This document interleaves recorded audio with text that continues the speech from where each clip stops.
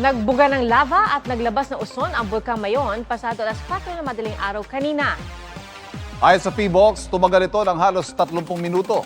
Nakapagtala rin ng pyroclastic density current o uson, pati ng rockfall. Sa ngayon, patuloy na umiiral ang Alert Level 3 sa bulkan. Ipinagbabawal din ang pagpasok sa 6-kilometer permanent danger zone nito.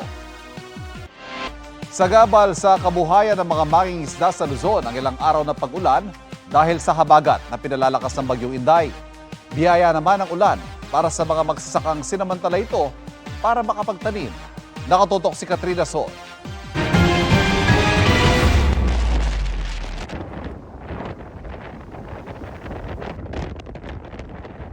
Naggangalit ang dagat sa Batanes ngayong umaga.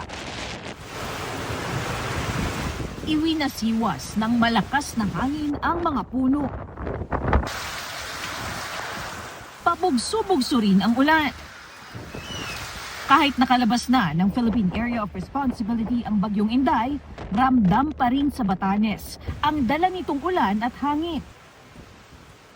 Sa Batan Island, malalaki pa rin ang mga alon, kaya suspendido pa rin ang paglalayag sa lahat ng uri ng sasakyang pandagat. May banta rin ng rock slide kaya pinapayuhan ang mga motoristang iwasan munang bumiyahe. Sa Abra de Ilog Occidental, Mindoro, nawasak ang breakwater na nagsisilbing proteksyon ng mga residente kung umapaw ang ilog. Sa Pangasinan, panaka-naka na lang ang ulan. May ilang mangingisdang nangahas pa rin pumalaot para sa pamilya. Hirap pa rin kasi malakas ang agos tapos yung gawa ng bagyo. Kaso lang, nandun namin na pumalaot para meron lang pambili ng bigas. Opo, sir. Kumusta naman yung huli natin, sir? Meron naman, 5 kilo yata yung huli namin sa 4 na hulog namin ng lambat namin. Pero meron ding piniling wag munang maglayag. Mahirap. Malakas yung bagyo. Walang income ngayon. Pagsapalaran ko pa dyan kung anong nangyari sa inyo, di problema ulit. Kung sa mga mangingisda, abala ang ulan. Biyaya naman ito para sa mga magsasaka sa Ilocos Norte na sinamantala na ang pagtatanim ng palay.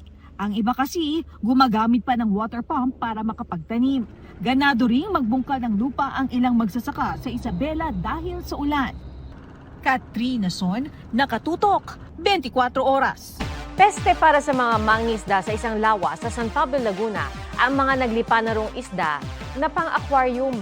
Lumalabas po sa isang pag-aaral na inaagaw ng mga naturang isda ang teritoryo ng mga native na isda roon at pwede pang magdala ng parasite na magdudulot ng sakit. Ang tugon po dyan ng LGU. Sa pagtutok ni Von Aquino. Sa Sampaloc Lake na pinakamalaki sa 7 lawa ng San Pablo City, Laguna, iilang tilapia at ayungin pa lang ang nahuli ni Totoy Aguaso nitong tanghali.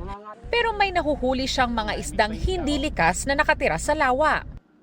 Ito yung flower horn at ito naman yung tinatawag nilang jaguar. Ang mga ito mukha lang ordinaryong isda pero itinuturing na nila itong peste. Salot dito. Bakit po? Ay nangangain po ng mga isda eh. Yung mga tilapia, kinakain. Ng flower horn? At saka itong mga jaguar. Pinamimigay na namin kung sino may gusto, yun, iniuulam din nila. Nakakain naman po eh. Kung manghuli ka ng isda, nakakahuli din naman po. Kaso kakunti na lang. Gawa nga ng flower at saka ng jaguar. Kung halimbawa sa 100%, 50% na lang eh. Yung ano po? Yung nahuhuli. Ayon sa mga mangingisda, dumami ang mga naturang isda sa nakalipas na 10 taon.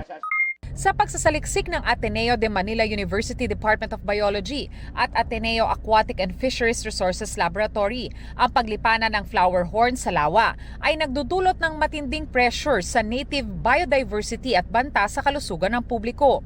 Agresibo kasi ang flower horn at may posibilidad na sakupin ang breeding grounds at feeding sites ng ibang isda.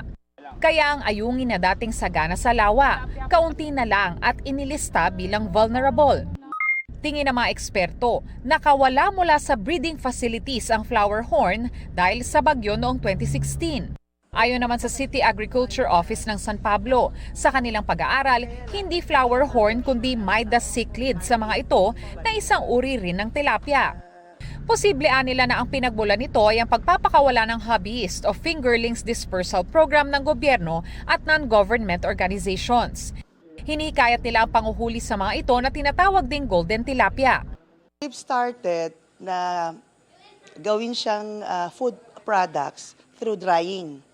So maganda naman yung result kasi from 25 pesos na binibenta nila, yung fresh, pag drenay namin siya, binibenta namin ng 400 a kilo. Alin po ito, ma'am? Itong mismong Midas. Pero taliwas dyan ang rekomendasyon ng mga researcher. Anila, carrier ang mga isdang ito ng isang uri ng parasite na maaaring magdulot ng matinding sakit sa tao. Pero sabi ng LGU, I think further studies should be conducted. Lalo na yung claim nila na pwede siyang, there would be a correlation between human risk pag kumain ka ng Midas. Ayon sa eksperto, hindi ito flower horn, kundi Midas cichlids, no? Family siya ng flower horn, invasive siya. Yung mga communities dyan, ginagawa nilang daing, safe naman siya for consumption provided na nat-retrieve siya ng fresh, no? Niluto ng maayos, nilinis bago lutuin. Von Aquino, Nakatutok, 24 Oras.